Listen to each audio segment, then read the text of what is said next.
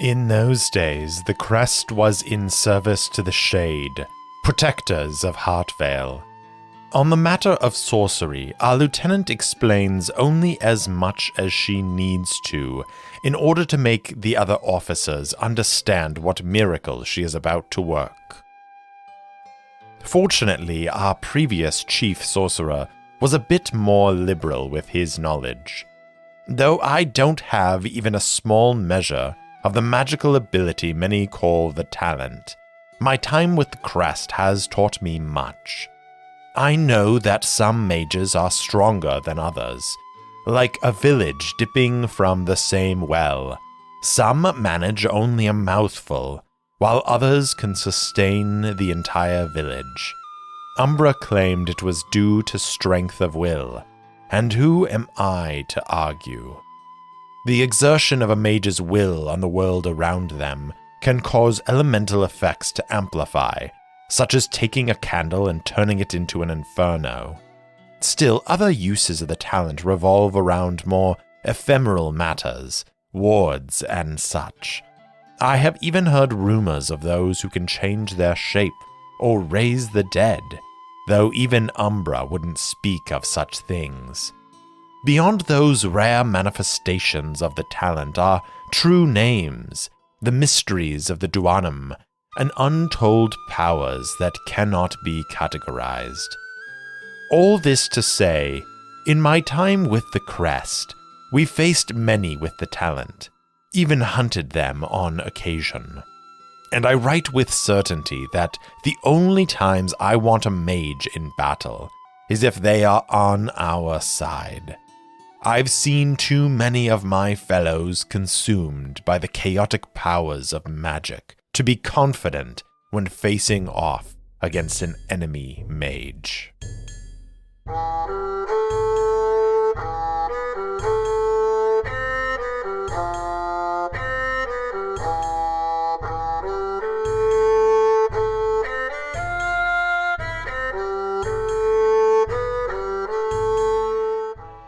Welcome back for another episode of Errant Adventures. As always, I'm your game master and solo player, Steve Morrison.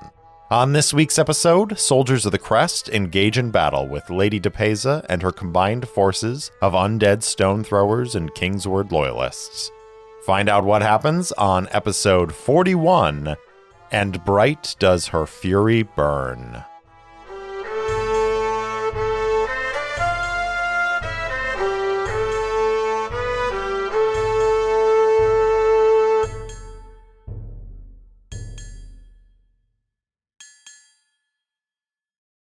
In our last episode, Ben and Erdira made their way to the Crow's Nest to inform the officers of the Crest that they had successfully captured and questioned Ephron Fellheart. With that information passed on to the officers, Captain Netheridge made a plan. He sent Iron Gull to recover Fellheart and set a trap outside of the city for Lady DePeza. He sent the lieutenant with Erdira to test the Red Fox and ensure that she was, in fact, not a cultist of Vargaush. Ben, because of his desire to go with Erdira and be there to support her, was able to accompany the two of them as they headed off to the Von Tryken estate to meet with the Red Fox. They spend some time in conversation, but the Red Fox quickly realizes that they are after something. And so she asks Erdira directly whether or not Erdira has cause to doubt her. Erdira answers in the negative that she doesn't doubt her, but has to be sure and asks directly if the Red Fox is a cultist of Vargaush. Lady Von Tryken answers that she is not. And there is something that passes between the Red Fox and Lephalia. Some magical test that the other two were not aware of, and Lephalia believes the Red Fox. The Red Fox tells them that she has a council meeting with Lady DePeza that very morning, and that she will in confidence, tell Lady DePeza that some of her agents captured individuals who seemingly had kidnapped Ephraim Fellheart.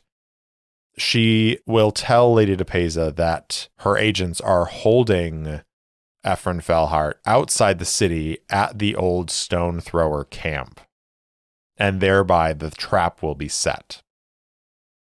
The soldiers of the Crest lie in wait as the evening deepens, and they see a group of individuals approach. They get ready to launch their ambush, but the group stops and the lead figure seemingly performs some sort of ritual that causes the dead stone throwers who are buried in a mass grave to rise up from the earth. Iron Gull orders the attack, and a dozen crossbow bolts are fired out at this group of 10 Kingsword? 10 servants of Lady DePeza? We're not quite sure yet. The bolts turn to ash and fall away, and then Lady DePeza throws back her hood and makes a declaration.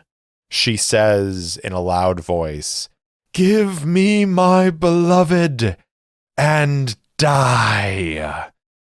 And that is where we join our heroes. All right, so Lady DePeza has made her move. She has summoned undead soldiers from amidst the stone throwers beneath her feet, and she has stymied the first strike of the Crest. As Crest soldiers leap from their hiding spots, drawing their weapons, and setting upon these creatures that are crawling out of the earth. Iron Gull calls out the attack in a loud voice, and suddenly the sky is illuminated as Lephalia calls out, and light illuminates the trees, and suddenly the 9 figures who are with Lady DePeza are drawing weapons. The undead creatures that are crawling out, they are recoiling in the sudden light, and battle is joined in earnest. Okay, well, we've got an interesting situation here. So I think we are going to probably break this up into a couple of different clocks. And the first clock is going to be for Lady DePeza. And so I think she is a tough foe. So I'm going to make this an 8-part clock. And then there are the living enemies and the undead enemies. And I think we can break those up. I think the living enemies are going to be a 6-part clock. And we'll, let's say, make the undead a 6-part clock as well. So each piece of harm that our heroes do can be applied to some of these figures. And we can just imagine that there's this battle going on around them, but Orchid, Arid, and Ben are getting into the thick of it. There's also one more clock, which is going to be a 4-part clock, but I'm not going to reveal that one quite yet. So as the battle breaks out, this light flashes and illuminates. Ben and the others leap to their feet, and I think Ben has his crossbow on him, and he is going to look out across this open area past the burnt out tents and everything that the Crest destroyed the last time they came through here. And he sees a couple of these figures in hoods making their way towards the fire where Ephraim Fellheart is laying. And he is going to take a bead with his crossbow, and he is going to fire it off. And this is going to be engage in combat. So we're going to roll plus fierce. Ben's fierce is 2. Let's roll 2d6. Add plus 2. 11 on the dice plus 2 is a complete success. So that's a good start for us here.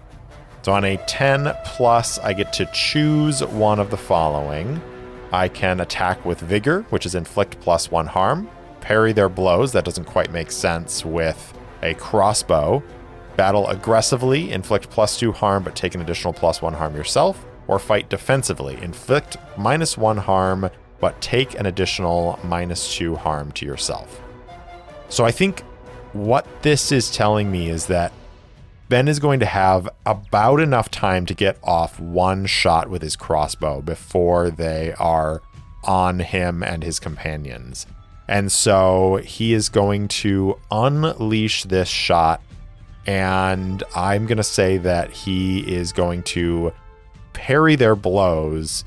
And what that means is he just retreats a little bit behind where Orchid is standing with their axe, and basically is using Orchid as a shield as he fires off this shot. And one of the figures like charging forward has a javelin in their hand and chucks it, and it just barely misses Ben as he drops to a knee, draws the bead, and pulls the trigger.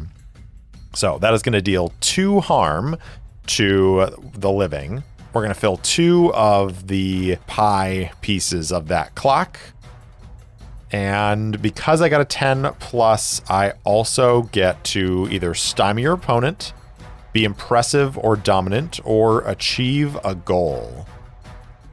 I think he's impressive and dominant. And what this is he lines up the shot and he actually takes out one of these charging figures as they're coming upon Orchid, and the bolt goes straight through the figure's throat, and he like falls back a little bit, gurgling as Orchid turns to face one of the others that was charging in.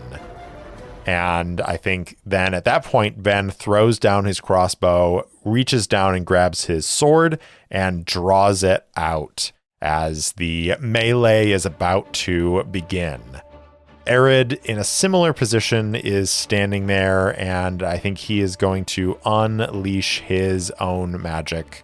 He's going to roll plus arcane as he engages in combat. And we're going to roll plus 2 on this as well. Here we go. 7 on the dice plus 2 is a 9, and that is another hit. So once again, he has a choice here. He can attack with vigor and inflict plus 1 harm. He can parry their blows, take minus 1 harm, battle aggressively, or fight defensively. And I think he is going to also parry their blows. And for him, this is going to look like him basically reaching out with one hand, and he draws from the campfire next to him, and it wreathes around his hand. Now, mind you, all 3 of our characters here are still slightly wounded. They're still recovering from their wounds after they went to the ruins and then on the way back trying to fight off the Kingsword. So each of these characters still has 2 harm listed. So Arid still has some of these like burn scars on his face and his neck, and he draws this fire around, and I think he flinches just a little bit, and this is why it's not a complete success. And then he unleashes it on the figure charging at him. But he is also sort of focusing his talent and like splitting his mind, and is erecting a sort of like energy barrier around him, similar to those he encountered in the ruins. And so he blasts one of these figures with fire, but the other one is being sort of held back and is unable to get close to him. So if we go back to our Arcane Malice, I can deal a base of 1 harm, and then I get to pick 2 from the following list. I can add plus 1 harm, I can add the Quiet tag, I could add the Far tag, I could add the Armor Piercing tag, and I could also inflict stunning harm. I hadn't considered armor when making these boxes. So I'm going to go ahead and say that the living have 1 armor. So whatever harm they receive is going to be reduced by 1 before applying it to the clock. The undead don't have any armor, and I think Lady DePeza will see if she is on the offensive or on the defensive, and that'll decide that. I'm not going to take away one of those points of harm from Ben, because I think getting that complete success and being impressive and dominant, I'm going to allow that to have bypassed the armor in this and only this case. So back to Arid's flame attack here. We're going to add +1 to his harm, and it is going to be armor piercing as well. So it's going to go past the armor, which makes sense because the fire is just burning and igniting this attacker. So that's going to be 2 harm, and then I can also pick one from the following list. It can be messy, it can be close, which would be short-ranged, loud, or it hurts Arid. I'm going to say it's messy, and this is basically a figure that is screaming in pain as he gets lit up by this fire, and it's quite the sight to behold. But we're going to mark 2 more of those sections of the clock, and that's going to take us to 4 out of 6 for the living. So that is going to do it for the moment for Arid, as he realizes that they're going to be on him quickly as well. So he is also going to sort of shift to focusing on defense. Orchid, I think, seeing their companions handily taking care of these figures that are charging forward, turns their attention to a few of these undead figures that are beginning to make their way in the wake of those living attackers. And Orchid hefts up Bone Eater and says, "All right then, this is more of what I've been thinking about," and charges forward and is going to full on engage in combat. This is going to be fierce. Orchid has the move Send an Army for I Will Not Relent, and that is in combat you count as a small militia. You take no penalties for fighting a small militia by yourself, and medium and large militias count as one size smaller against you. So I think that what this means is that Orchid is basically wading into the midst of these undead figures and is not going to take any sort of penalties for being surrounded by these creatures as they are swinging their axe around. So we're going to go ahead and roll our 2d6 plus 3. 7 on the dice, plus 3 is a 10. So once again, we can choose between a few different things. First of all, it is already an armor-piercing weapon, and it deals 3 harm. So I could go ahead and add an additional harm on top of that.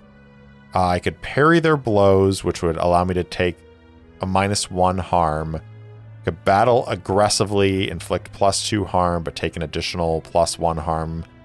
Or I could take -1 harm, but take an additional -2 harm to myself if I was fighting defensively.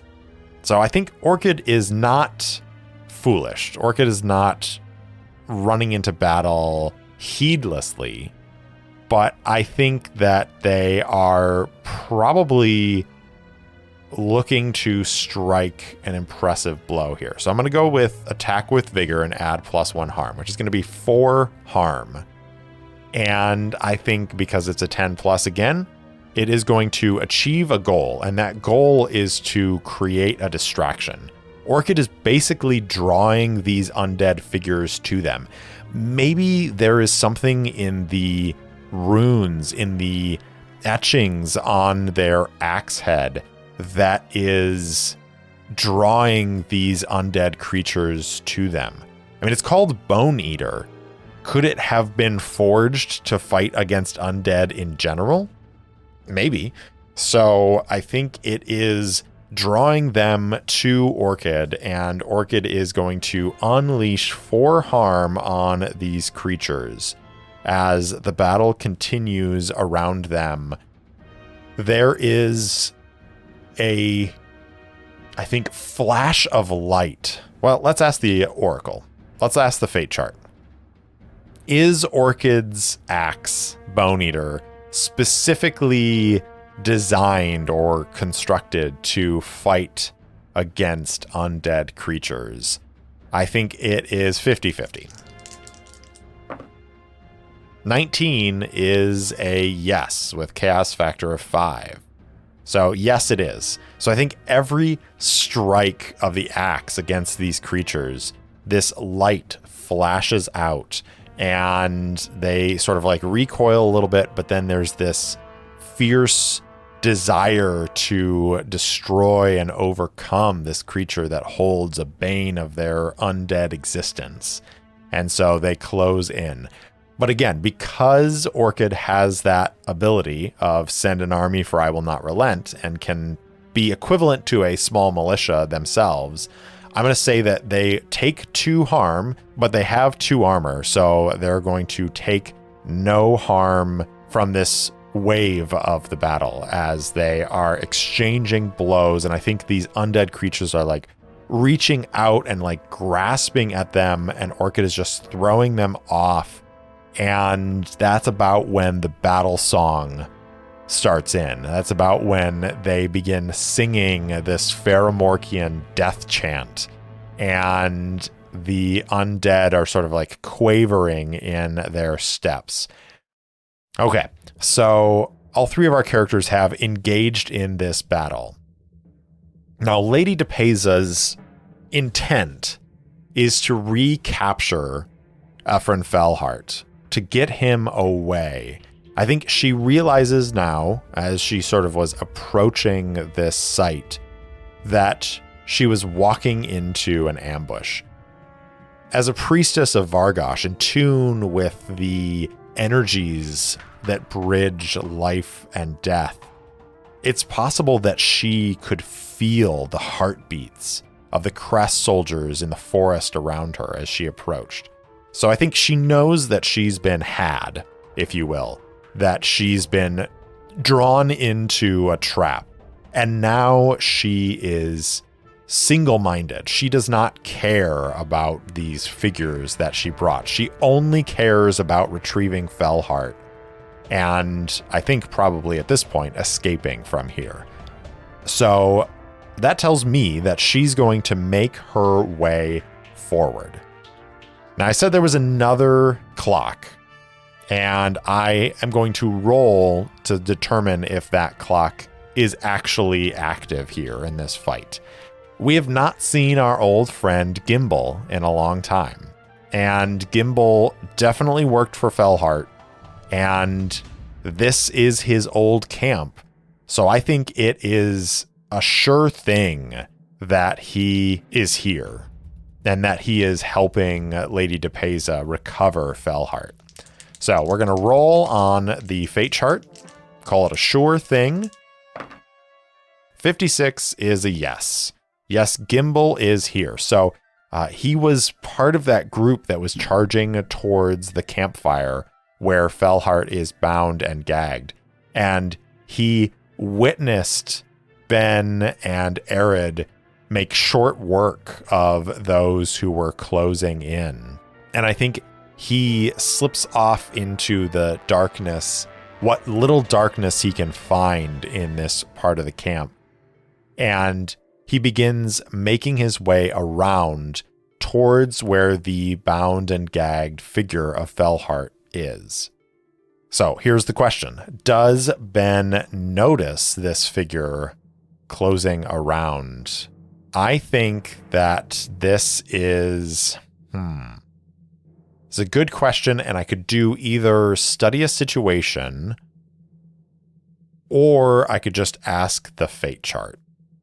And I feel like study a situation has a bunch of questions, and that's more for trying to sort of iron out what's going on in a situation. We know what's going on. This is just about whether or not Ben notices this figure sneaking around to where Fellheart is located. And I think it's likely that he notices because, again, remember, he dropped back a little bit and now he's probably fairly close to where Fellheart is tied up.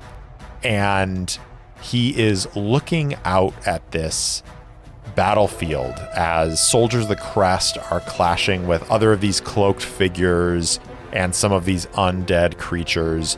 There are flashes of magic going off in the distance as Lephalia, I think, is striking at Lady DePeza, and probably Lady DePeza is striking back at Lephalia. So I think it is likely that he notices. Chaos rank of 5. 92 is a no. It's not an extreme no, but it is a no. So because he's thrown down his crossbow and has drawn his sword, he is ready to face one of these attackers who's closing in, and he misses Gimbal, ducking from tree to tree.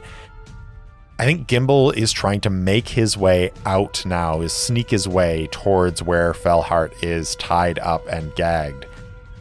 And now comes, I think, a very important question, which is the figure that's tied and gagged actually Ephron Fellheart, or is that a decoy? Is this all part of the trap? And I think it is 50-50. I got to go with 50-50 because it's possible that they would have just brought Fellheart out here to use him as bait, being worried that maybe there was some connection between Fellheart and Lady DePeza that she would know that it wasn't him. So I'm going to say it's 50-50. Chaos rank of 5. 23 is yes. Yes, it is in fact Ephron Fellheart who is tied up and gagged. Okay, so the battle continues and Ben is facing off against one of these figures that is closing in. He doesn't see Gimbal crawling along the ground, inching his way towards the tied up form of Ephron Fellheart. And it's time to roll 2d6 plus fierce again as Ben engages in combat. 8 on the dice plus 2 for another 10. That's awesome. Okay, so we're going to do the same thing again. He's going to parry the blows and take -1 harm. With his armor of 1, that means he's going to take 0 harm, and he is only going to deal 1 harm to this figure in front of him. And that is going to almost fill up the clock, but there is still 1 section left open. He draws his blade as this figure, and I think as they get closer, he can tell that it is in fact a Kingsword. He's wearing, armor, like leather armor, and similar sort of like regalia to some of the Kingsword that Ben has encountered in the past. And they exchange a few blows. They're blocking each other's sword thrusts and chops. And then Ben is able to sort of like duck in close and shoulder this Kingsword. He stumbles back a little bit and Ben just slashes it across his chest. It cuts through the armor, doesn't quite slice open the man's chest completely, but it definitely injures him a little bit. And then Ben sets upon him and finishes the job. The battle is continuing, but with Gimbal now behind him, does Gimbal take this opportunity, realizing that he is unnoticed, to try and rise up and strike at Ben? Let's ask the fate chart again. I think it is unlikely that he does, because I think his focus is getting Fellheart loose. So I think it's unlikely that he rises up to strike Ben in this moment. So that's chaos rank of 5, unlikely. 52 is a no. No, he doesn't. So he crawls forward, he pulls out a dagger, and he is going to start cutting away Fellheart's bonds. Does Ben have another chance to notice here? Is this the point where we should roll study a situation? I think it is, because I think with rolling a no on the fate chart that Ben noticed, I think we have to have a mechanical reason to ask the question, what am I missing? So Ben is sort of taking stock of this moment in the battle and is looking around, and we're going to study a situation. This is going to be 2d6 plus sly, which is going to be plus 2. 5 on the dice plus 2 is a 7. So on a 7 and 9, I can ask 2 questions. First question, what am I missing? Ben looks around and then suddenly realizes that there is a figure. Maybe he sees a glint of firelight off of Gimbal's blade as Gimbal is trying to cut away the bonds on Fellheart. So he realizes this. He turns to face the stone thrower laying on the ground, trying to free the leader of the Royal Dispatch Company. I get one more question. So maybe the question to answer here is, where's my best escape route, way in, way past? Because again, there are more attackers approaching. Arid and Orchid are fighting multiple of these living attackers, although that being said, there are a lot fewer now than at the start. And these undead creatures are starting to fall, being hacked to pieces by the various Crest soldiers striking away. So does Ben have a direct route? Let's ask the fate chart. I think it's 50-50. 87 is a no. No, he does not. Okay. So has his battle with that previous Kingsword brought him to the other side of the bonfire? And there are fights now going on either side of the fire. Does he have to just leap over the fire to get at Gimbal? I think so. I think he's going to have to leap over the fire, and that is going to be a face duress. You can see through the licking flames, this figure cutting loose the bonds on Ephraim Fellheart. Ben steadies himself, takes a deep breath, and runs and jumps through the fire. 2d6 plus steady. His steady is now 3. 10 on the dice plus 3 is a 13. He leaps over and succeeds. So he manages to jump through the fire without taking any injuries, and he lands on the other side. He is now standing a couple paces away, and I think at this point Gimbal looks up and sees Ben, and their eyes lock, and Gimbal just curses under his breath. Is he going to try and keep cutting the bonds? I think it's likely. He's got, a couple seconds maybe for Ben to cover the distance to reach them. And so he's going to try and finish the job. I think it's likely. 55 is a yes. And that's also it matches our chaos factor, and it's a doubles, which means a random event happens. Oh boy. All right. So Gimbal continues cutting away at the bonds as he sees Ben eyeing him, and he's trying to finish the job before Ben is on him, and some random event happens. Let's focus table it up here. 63. PC negative. Oh, come on. All right. Well, action and subject. 86 is passion, and 72 adversities. Passion of adversities. And this is a PC negative. We've got 3 PCs. So 1 to 2 will be Ben. 3 to 4 will be Arid. 5 to 6 will be Orchid. It's a 6. So a passion of adversities for Orchid. What could this be?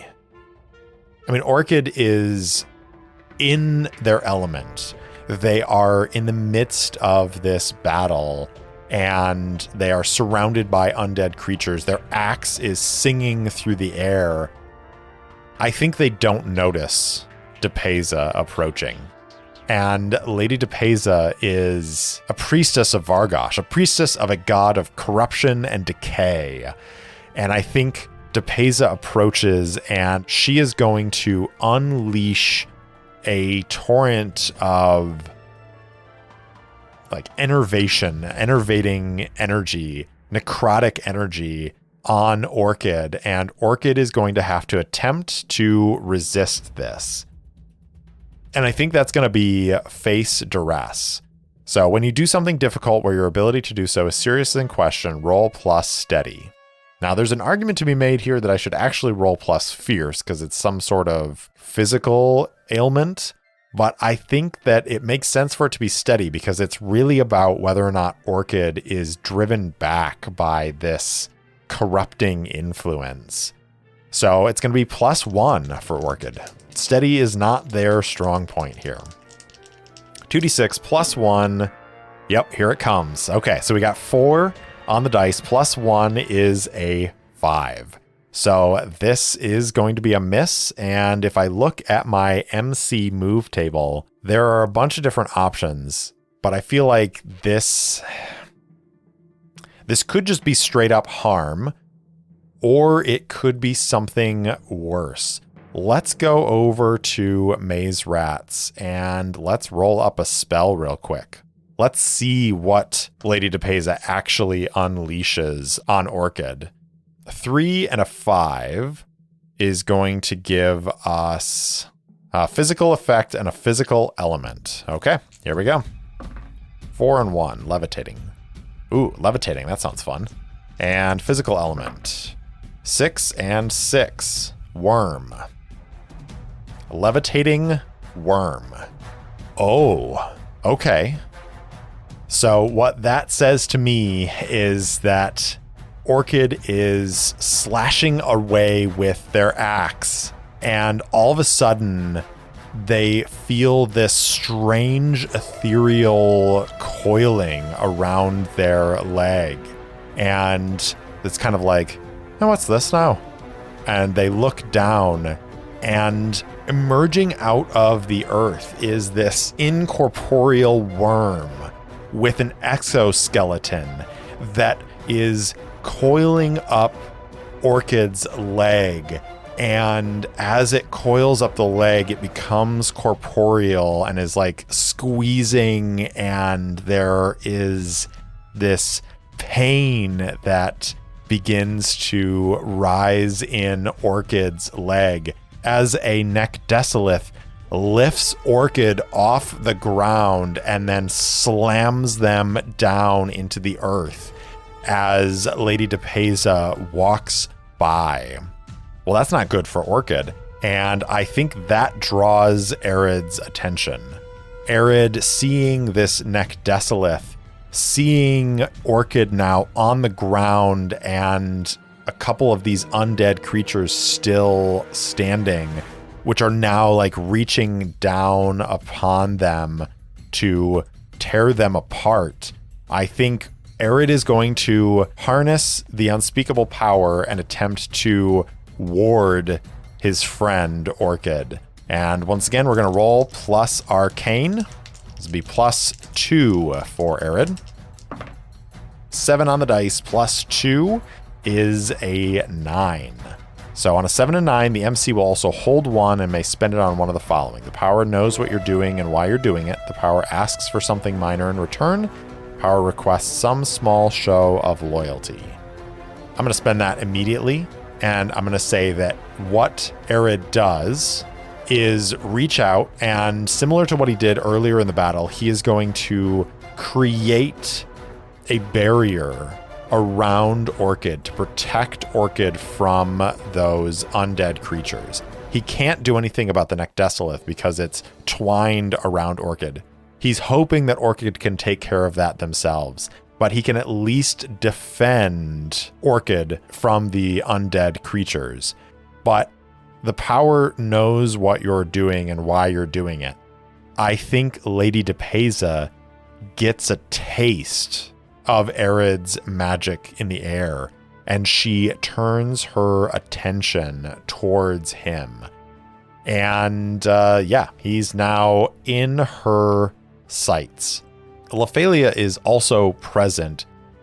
I feel like she must have gotten distracted by some of the Crest getting hurt and maybe even slightly overwhelmed by the undead creatures.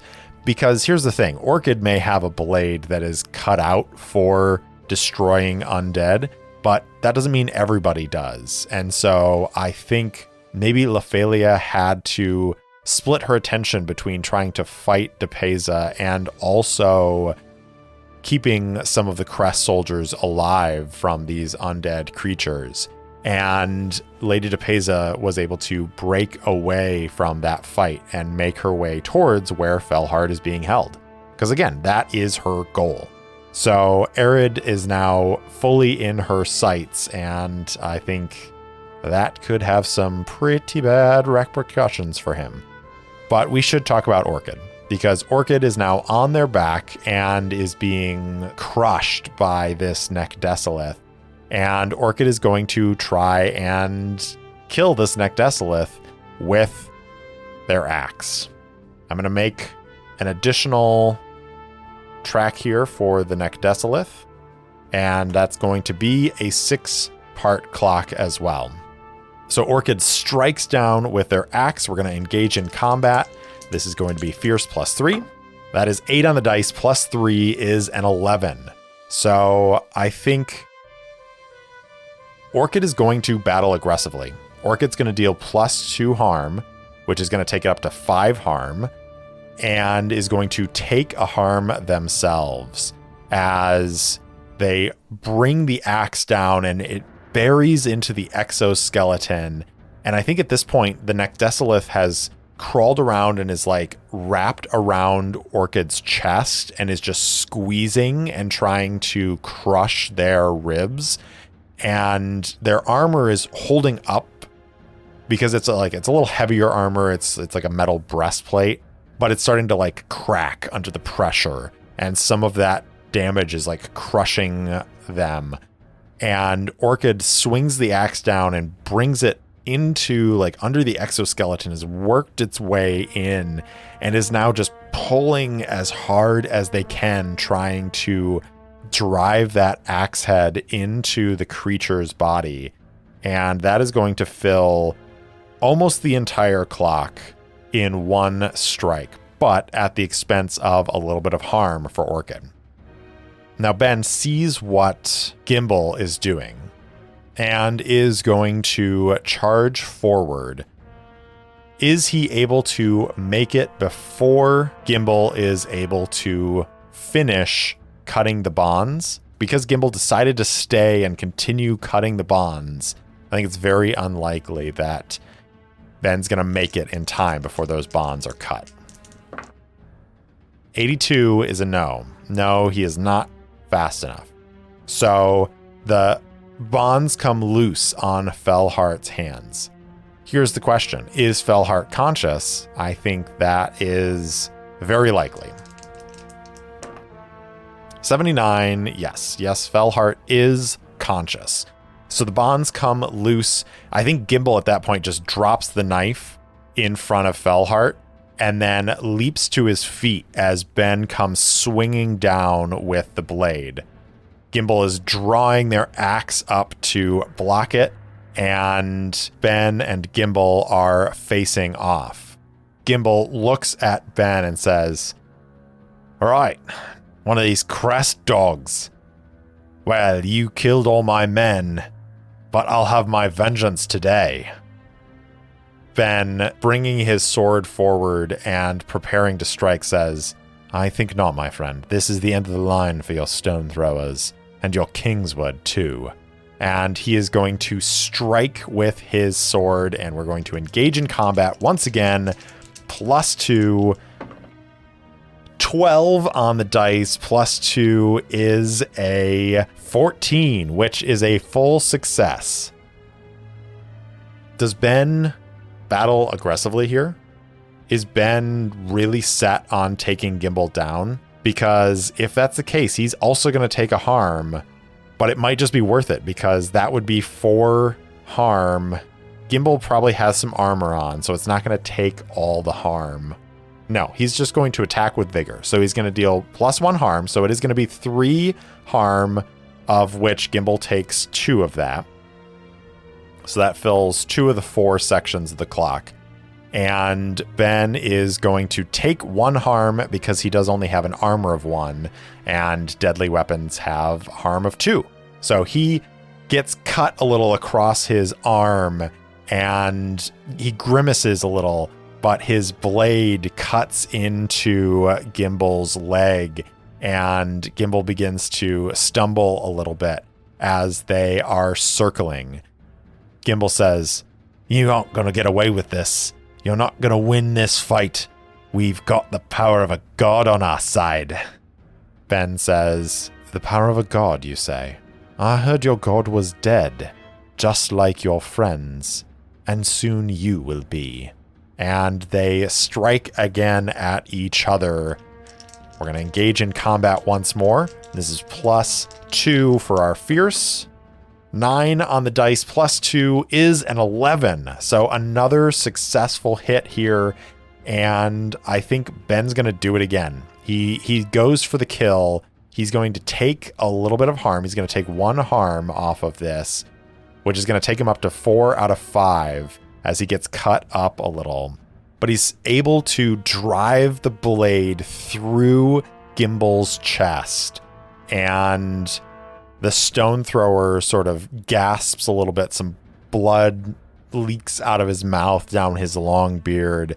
And he stares down at the sword in his chest. And he goes, "It wasn't supposed to go this way." And Ben looks at him coldly and says, "Send my regards to your dead god." And then he draws the blade out, and Gimble drops to the ground dead. Now, Fellheart has had a chance to escape here.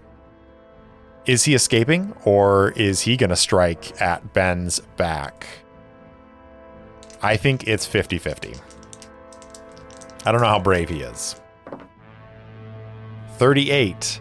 Yes, he's going to strike at Ben's back. He sees an opening where Ben has taken some wounds and is a little shaky on his feet, and he rises up with the dagger in his hands, and he's going to strike at Ben's back. But here's the question. Where's Erdira been in all of this fight? She hasn't really been involved, has she? Has she been lying in wait, keeping an eye on the situation? I think that is a near sure thing. 14 is a yes. Not only is it a yes, it's an extreme yes. So she has been watching Fellheart. I think she was watching him. She saw what was happening with Gimble, and she was getting ready to move. I think she probably, when the battle started, like slipped away and is taking cover behind like a tree, where she's a little bit away from sort of the camp where the battle proper is taking place.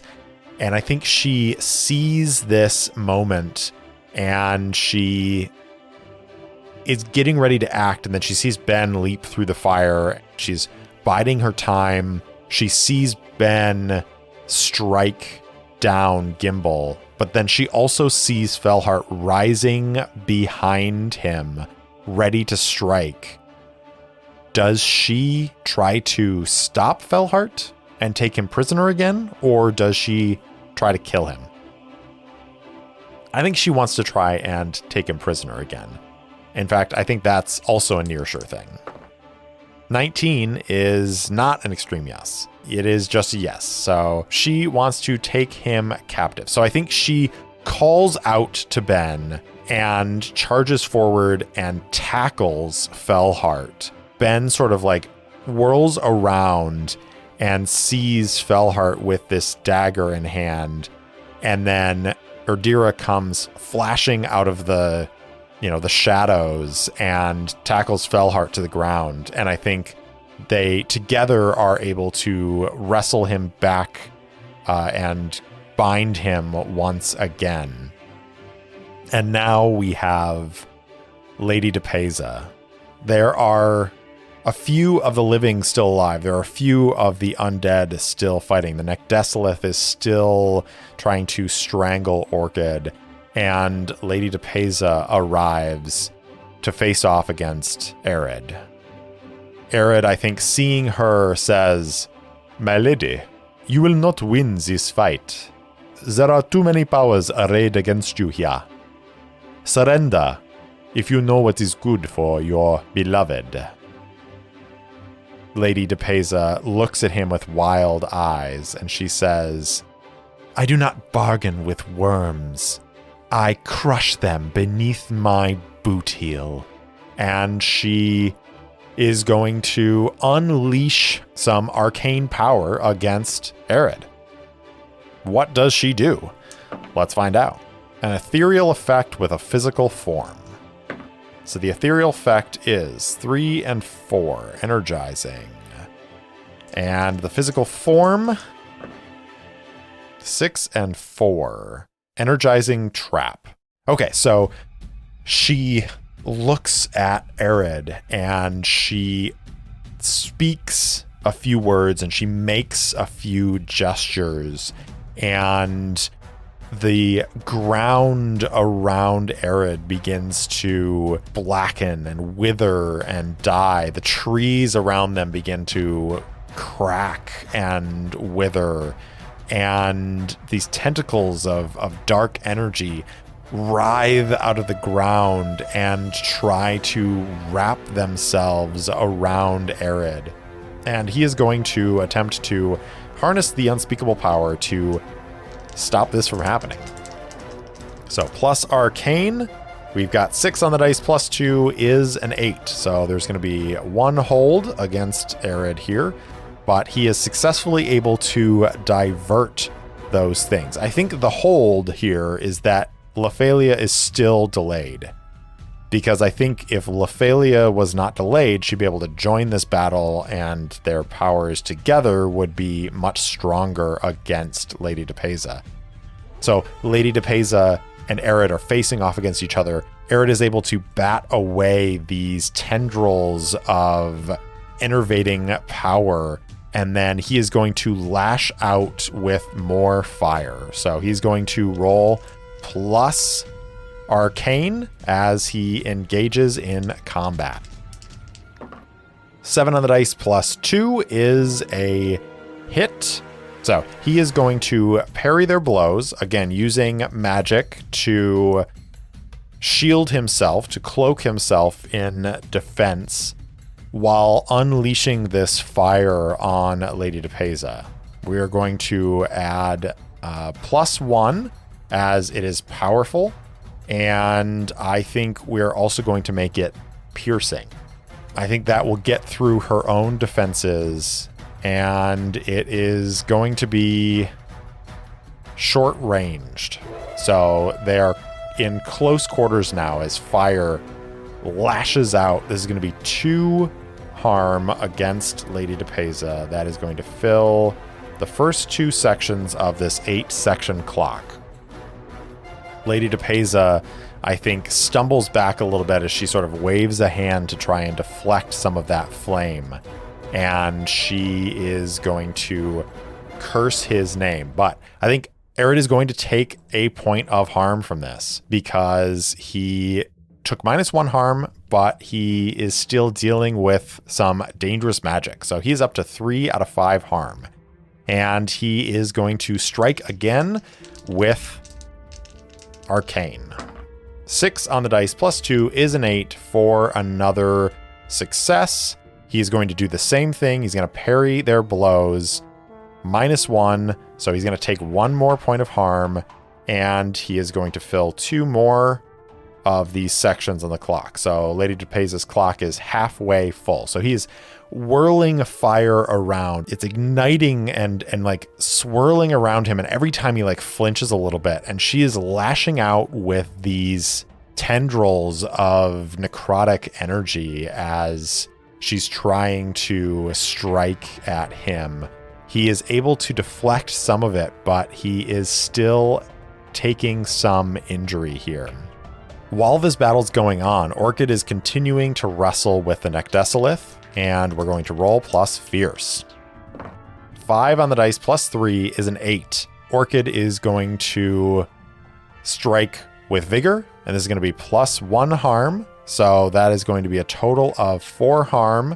We only needed 1 to take care of the Necdesolith, and I'm going to transfer the rest of that harm to those undead creatures as Orchid pulls through with their axe and essentially decapitates this Necdesolith. It falls away, and Orchid rolls up. The undead creatures have now breached through the barrier, which Arid has had to take his mind away from in order to defend himself against Lady DePesa's onslaught. And they begin grabbing a hold of Orchid's clothing and trying to tear them apart. But Orchid swings the axe around and cuts their arms off. The undead creatures quickly are reduced to ashes with a few more precise strikes. And then Orchid turns to see that the battle has pretty much died down. There are only a few of these Kingsword who are still alive, and they're trying to make an escape. There are really none of the undead creatures left around. And I think at this point, Lephalia is going to join Arid in this final battle. At that point as well, Lady Von Triken comes riding into the area. The battlefield has grown quiet as those few Kingsword who still survive are trying to flee. The undead creatures have been destroyed. The Necdesolith has been destroyed. Lady DePesa is injured and facing off against Arid. Lephalia arrives and is on Arid's left side. And then Lady Von Triken, the Red Fox, runs into the clearing and is standing on the right side. They are facing off against Lina DePesa. Lady DePesa can see beyond the fire where Ben and Erdira are holding her beloved. Ben has his blade to Felheart's throat and is looking at her with cold efficiency. The Red Fox gestures for the others to hold, and then she steps forward and says, "Lina, why are you doing this? Why do you serve Vargaush?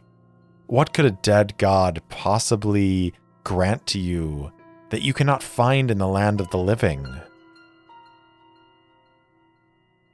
Lady DePesa looks at her and says, "You don't understand. Vargaush is not dead. Vargaush slumbers, and when he rises, I and my sisters will be his brides. We will be like goddesses, and all in this world will bow before us." The Red Fox shakes her head and says, "Lina, that's not going to happen. And I'm saddened to hear that you think it will. You understand that you cannot be a goddess. You are mortal just like the rest of us. Yes, we have power. We have great power. We are mighty in magic and station. Why is that not enough for you?" Lina DePesa looks at her and says, "It may be enough for you, dear friend, but I will have the world, all of it. I will have everlasting life." The Red Fox shakes her head and says, "Is that really what this is all about, Lina? Fear of death?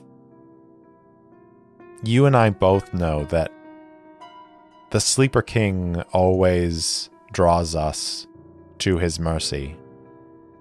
No matter where we go, what we do, what power we may seek, it is not greater than the Sleeper King. Even this dead god, even if he is not dead, even if he just slumbers, his power is not greater than the Sleeper King. I think you know that. So why are you deluding yourself?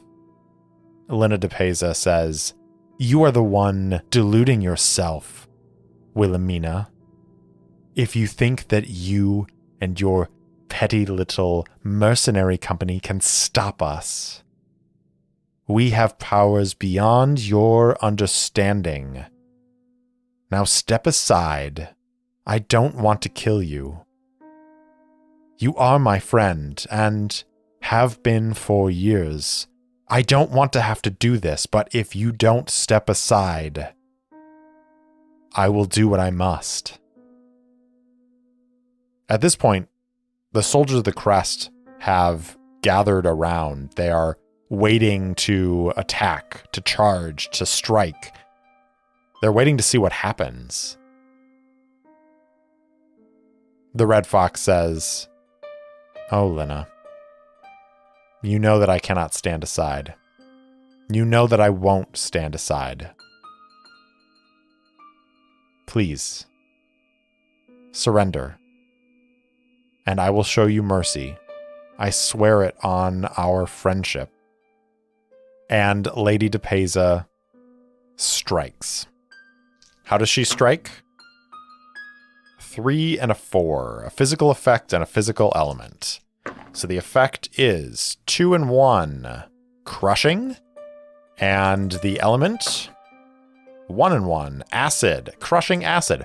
That seems appropriate. All right, so Lady de Peza's lip curls and she snarls, and then she opens her mouth, and this acidic vapor pours out and begins filling up the area around her. The Red Fox is going to begin casting an attempt to dispel or contain this acidic nature. The question is, do Arid and Lephalia help her, or do they strike at Lady de Peza? I think it's 50-50. Do they strike at Lady de Peza? Chaos rank of 5. 45 is a yes. So Arid is going to once again engage in some arcane malice, and he is going to get some assistance from Lephalia. We'll say a +1 on this. So it'll be +3 on this roll. 6 on the dice, +3 is a 9. That is going to be a success, but not a complete success. I think they're going to attack aggressively. I think that Lephalia and Arid open their hands. Fire comes burning forward.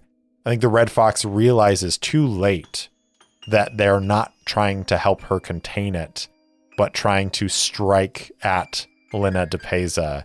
And she calls out in horror as the flames lick through the acidic air and wreath the priestess of Vargaush. And I think this is going to be battle aggressively. +2 harm, but take an additional +1 harm to themselves. So that is going to deal 4 harm, which is what we need to end Lady de Peza. So I'm going to say that Arid is going to take a harm, but is not going to take 2 harm from that battling aggressively because of Lephalia's assistance. Lephalia is going to bleed some of that harm off on herself. However, he is going to fill up his track, and he is either going to have to seek immediate medical attention, or he is going to have to take a debility. And a debility is going to reduce a stat permanently. So the debilities are shaken, which would be -1 to steady, weakened, -1 to fierce, tentative, -1 to wily, or clouded, -1 to sly. because if he does not take a debility to save themselves, they will soon die. So Arid unleashes this flame, and it ignites the acidic air, and I think it is going to burn him a little bit. He's the closest to this. He takes that harm, and he's suffering 5 harm, and he falls to his knees. I think Orchid hurries over towards him. The red fox waves her hands and dissipates the rest of the acidic cloud, and then looks at Lina de Peza. Here's the question. Lephalia and Arid defeated her, for sure. Is she dead, or is she just severely burned and injured? I'm going to say it's 50-50. It's magic, after all. It's hard to control. 26 is a yes. The flames that wreathed that area have dissipated, and the red fox approaches. She looks down on the now kneeling and charred form of her old friend, Lina de Peza. She looks down at this charred body, and she just shakes her head and says, "Oh, Lina, death comes for us all, even if your dead god was real and could give you the powers you believed. What you would be doing wouldn't be living. I wish you would have seen that." And then she walks away from the dead body of Lady Lina de Peza.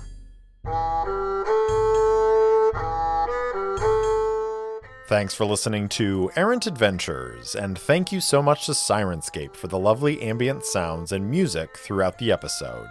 If you enjoyed the show, please tell anyone and everyone in your life about it. And if you want to support the show directly, leave me a review or buy me a coffee at coffee.com/errantadventures. That's ko-fi.com/errantadventures. If you want to interact with me, my handle on Instagram and Twitter is @errantsolopod, or you can email me at errantsolopod@gmail.com. I also post short fiction and campaign-related materials on my website, errantadventurespod.com. Thanks again for listening, and I'll see you next time.